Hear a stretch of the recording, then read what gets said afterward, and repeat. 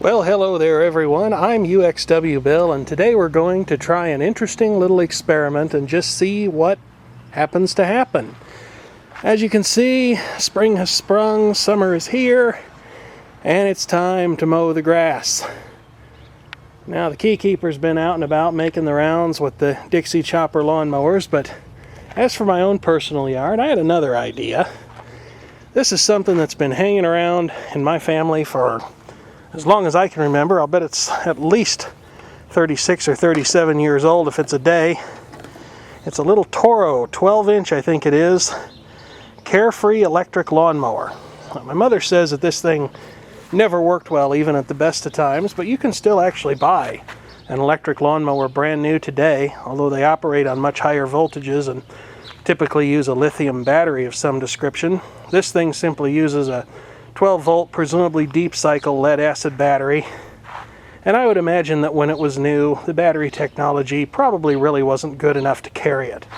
But all sorts of battery chemistries have improved dramatically, and here's the part where the fun little experiment comes in. Most of the time when you're going to run something like this, you'd have to do it with batteries charged off of the electricity grid through some sort of fuel-based or nuclear power generation of some kind. But for today's little experiment, I have a set of batteries that I've had hooked up to this Harbor Freight solar panel kit. And if we go in here, you'll see that they're sitting on the floor over there, in amongst a bunch of stuff that they probably really shouldn't be sitting in amongst, but such is life. I think one of these will fit in there. 12-volt, 35 amp hour battery, deep cycle, maybe not really made for lawn mowing, but I'll bet it'll work.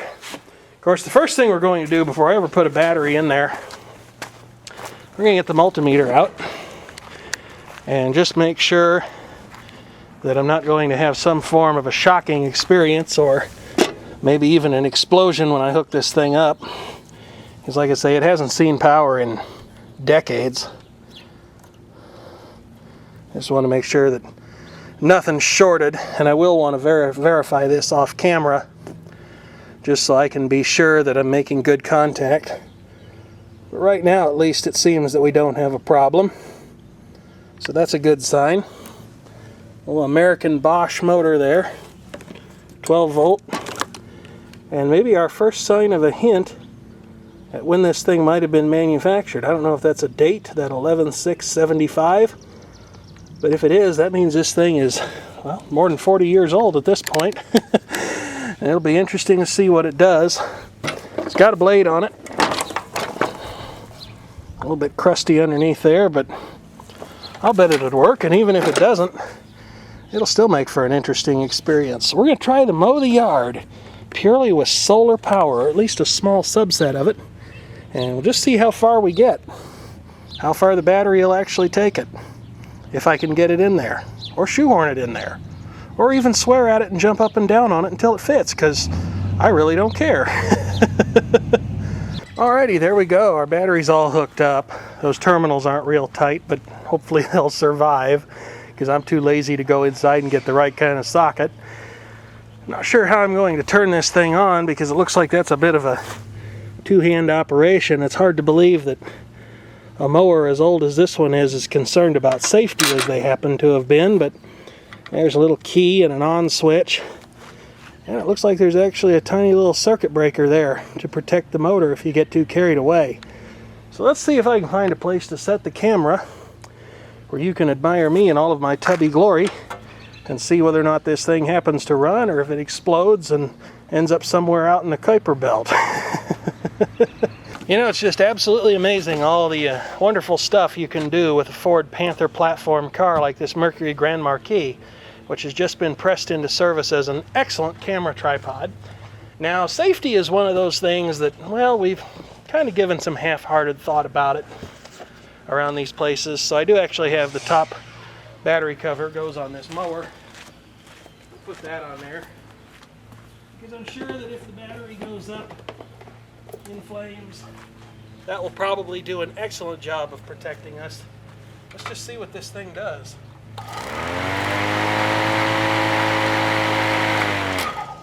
Hey, it runs. Even sounds like it might have some kind of a brake on it.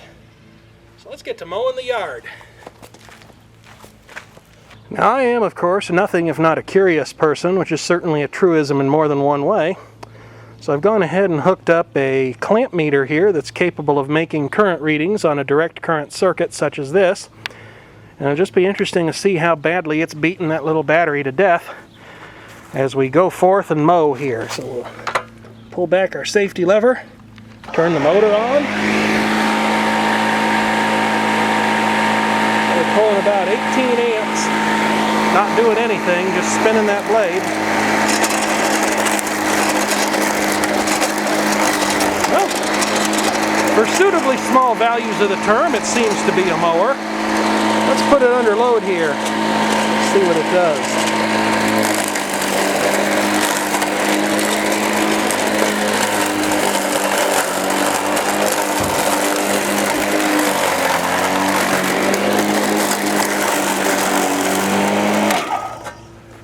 I think I might have her set a bit low. Looks like she's kind of scalping the ground a little bit, but it definitely did mow that strip. So I got to give it credit for that. It looked like it was pulling around 19 or 20 amps out of our battery to do that, so I don't think our battery's going to live too long. I'd be surprised if I got an hour's worth of service out of it under that kind of a load. But we'll just see how it goes here. I'll adjust the wheels a little bit so it's not scalping the ground quite as badly, and we'll see how it goes. Alright folks, here we go. Here's the test.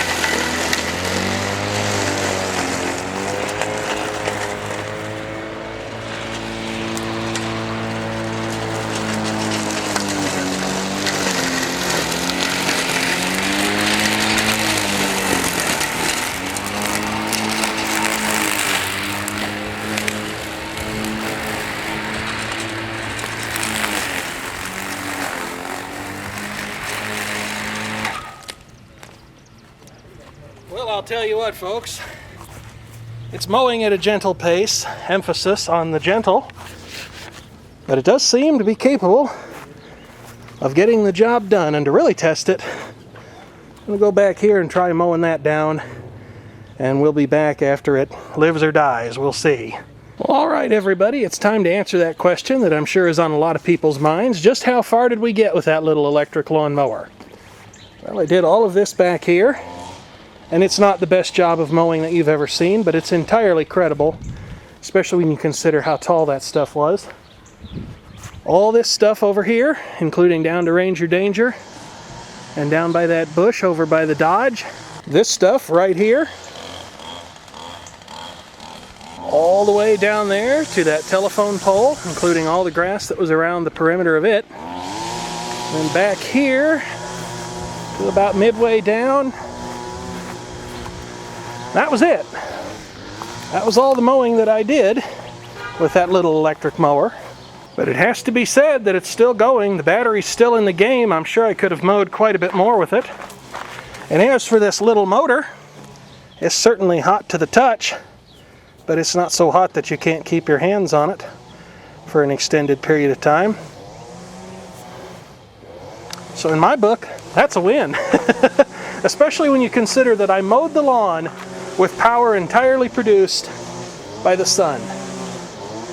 And although I am not the world's greenest person, and I really don't have a lot in common with that mindset, I still happen to think that's pretty darn cool, really. So thank you as always for watching, and certainly do feel free to leave a constructive comment if you happen to have one. And since I'm sure there are plenty of people out there who are probably curious, let's just see what the battery voltage looks like after that run. If I can do this single-handedly, which I think I just might be able to, if I really play my cards just right. I'd say that battery is more than still in the game.